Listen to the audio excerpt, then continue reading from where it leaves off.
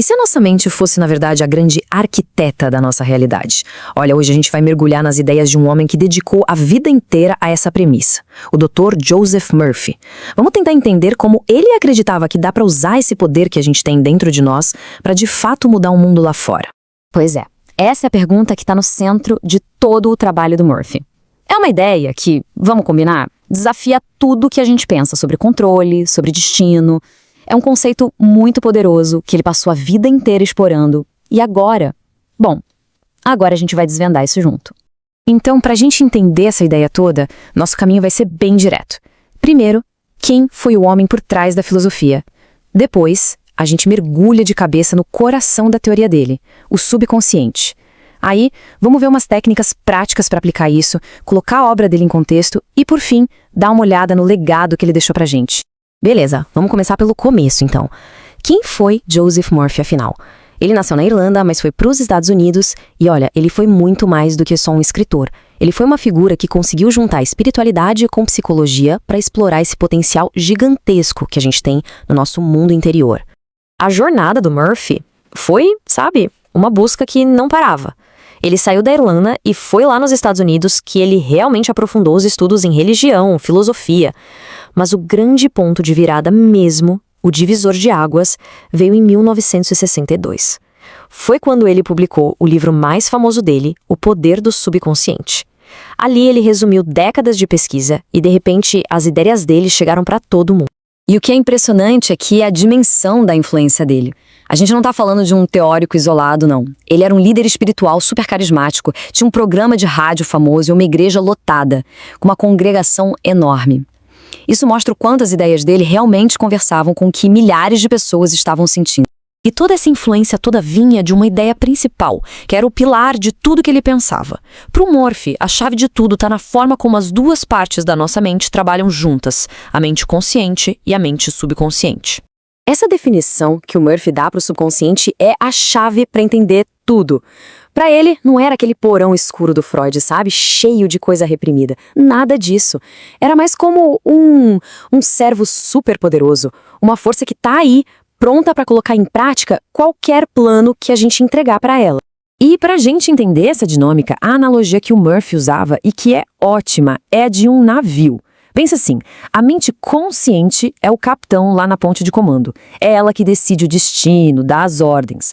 Já a mente subconsciente, bom, ela é a equipe na sala de máquinas. Ela não pergunta para onde o navio vai. Ela só coloca carvão na fornalha e faz o navio andar. Uma decide, a outra só executa. Simples assim. Olha, essa citação dele resume tudo de um jeito genial. Se a mente consciente é a caneta, então ela está o tempo todo escrevendo o roteiro da nossa vida. E o subconsciente, ele age como se fosse um ator super dedicado que pega esse roteiro e interpreta cada palavra, transformando o que a gente pensa e sente na nossa experiência do dia a dia. Só que, claro, só a teoria não muda a vida de ninguém, né? O Murphy sabia muito bem disso.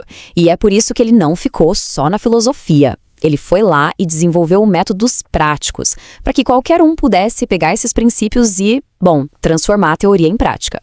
O método dele, que ele chamava de oração científica, é bem direto. Primeiro passo, entender direitinho qual é o problema, o que precisa ser resolvido. Segundo, em vez de ficar quebrando a cabeça, forçando uma solução, a ideia é entregar o problema para o subconsciente, confiar na inteligência dele. E o terceiro passo, que ele dizia ser o mais crucial, é descansar na certeza, na fé, de que a solução já foi encontrada, já está a caminho. E a prova de que isso funcionava para o Murphy estava nos resultados práticos. Ele adorava citar exemplos, e alguns são bem fascinantes. Tem a história de um jovem que conseguiu superar um complexo de pobreza só reprogramando a mentalidade. E ele ia até em gigantes da ciência, como o Strauss-Nietzsche e o Nikola Tesla, que disseram que várias de suas maiores descobertas vieram de insights, de estalos que surgiram do subconsciente, muitas vezes em sonhos ou naqueles momentos de relaxo total. E essa citação que o Murphy usava bastante resume a ideia de uma forma perfeita. A vida é como um espelho.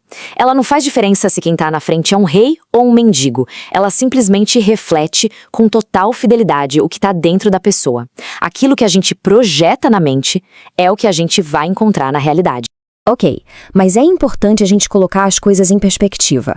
O Murphy não apareceu do nada, num vácuo. Ele era parte de um movimento de ideias bem maior e, como acontece com qualquer figura de grande influência, o trabalho dele também foi alvo de críticas.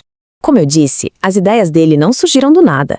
Ele era uma voz bem importante dentro de um movimento chamado Novo Pensamento, junto com outros caras da época como Ernest Holmes e Emmett Fox. Cada um tinha suas particularidades, claro, mas no fundo todos eles compartilhavam a mesma crença principal, que a mente é a ferramenta mais poderosa que existe para a gente moldar a nossa realidade. Porém, como nem tudo são flores, a abordagem dele também recebeu críticas, sim. Alguns dizem que isso pode ser visto como uma espécie de pensamento positivo compulsório que pode fazer com que as pessoas acabem ignorando problemas reais que precisam ser enfrentados. E também tem a crítica de que o uso de palavras como científico dava uma cara de validação que na verdade não era comprovada empiricamente. É um contraponto importante para a gente ter em mente. Bom, mas com críticas ou sem críticas, uma coisa é inegável. O impacto do Joseph Murphy foi gigantesco. O legado dele está aí até hoje e continua influenciando gente no mundo inteiro. E esse legado, para começar, aparece na quantidade de coisas que ele escreveu.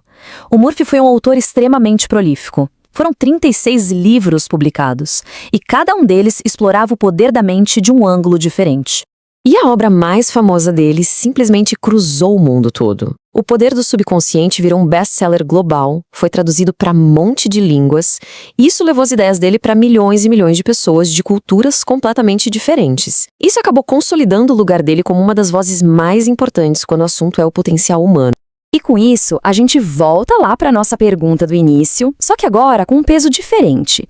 Se a teoria do Murphy tiver um fundo de verdade, e os nossos pensamentos e sentimentos estão mesmo, a todo momento, moldando a nossa realidade, a pergunta que fica no ar, a pergunta final é: o que será que o nosso subconsciente está ocupado criando agora mesmo?